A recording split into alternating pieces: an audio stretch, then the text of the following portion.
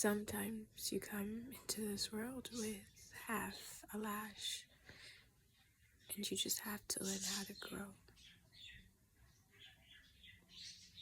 Do you need love?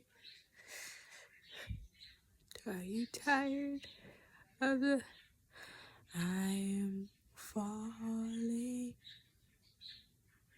In the good times I hear myself. I wanted to briefly talk about PCOS, gender, and body changes. It's been really interesting for me to get this diagnosis, as it's put a lot of thought on how my body has changed since I was younger, and how something about my development always felt off as compared to other people's. And I don't quite know how to put that into words, but if anything, PCOS has taught me that sometimes bodies are bodies are different sometimes, and that's a fact of life. And it's really taught me how to sort of think outside the binary boxes. Let me not say binary. Oh my God. It's made me not think about things as in option A or option B. There's so many things in between, because I developed a hormonal imbalance, as in my testosterone has been high my whole life. And I just didn't know and wasn't aware. And so I was like, what's going on? Why don't I feel fun, fresh, and flirty? And then this issue was ignored or not looked into by the American healthcare system. And I went multiple times. I was like, hey, I'm losing my hair.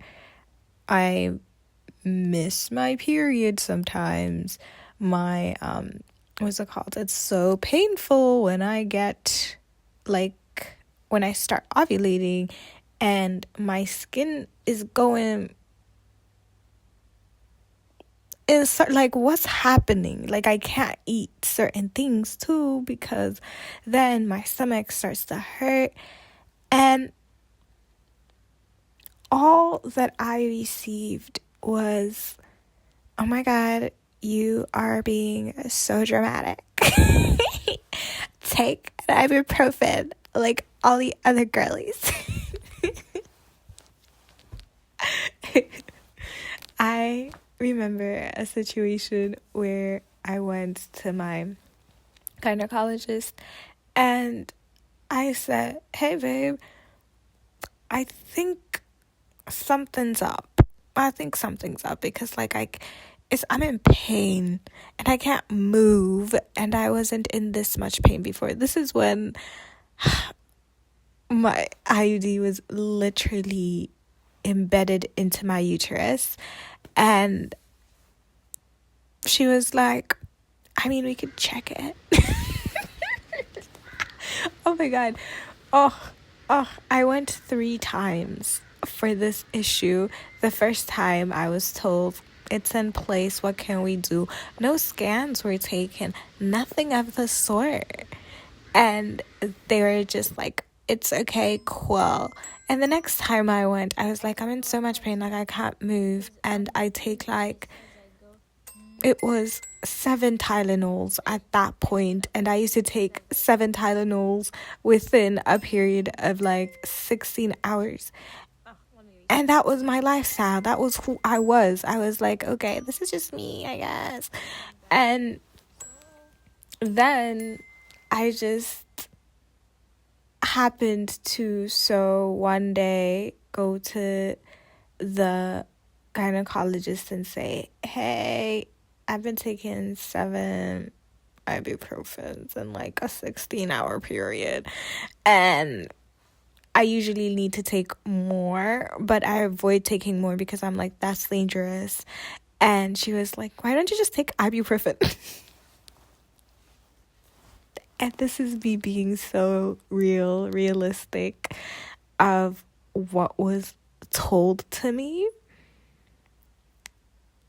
And it's not funny. It's not funny because I was ignored multiple times, and if this issue continued, it could have developed into something greater or bigger. And then after my IUD got taken out, I was telling my gynecologist, hey, I have all this acne.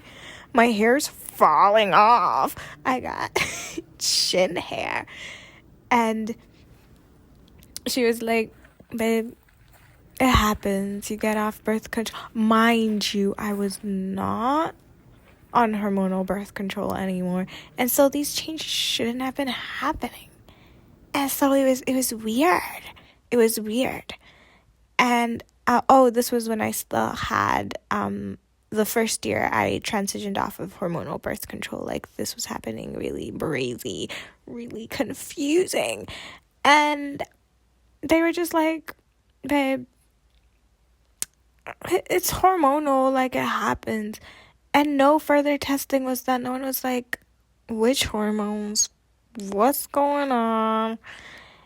And I just kept having very disappointing experiences. The first time I went because of an ovulation issue was when I was 16.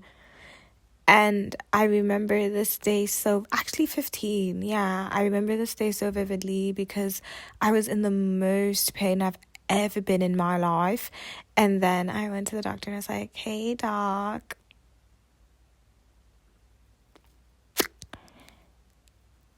Actually, that's not what happened. I went to the emergency room, or I requested to be driven to the emergency room because I couldn't drive. I still can't drive, but I couldn't drive then either. And I go to the emergency room and I go with my sister and my mom, and I'm like describing the amount of pain I'm in. They just take my blood levels. That's it. They do a basic panel. And they're like, you're just ovulating. This just happens when you ovulate, like, regular. And I was like, babe, okay, it's regular, but are you not going to investigate? Like, is there nothing else that could be done? And it's just like basic treatment and basic mistrust of people when they're going in for an issue. It's like, why would I lie? Why would I lie? And it's quite upsetting looking back because I'm like, I could have gotten help for this. But no one wanted to care.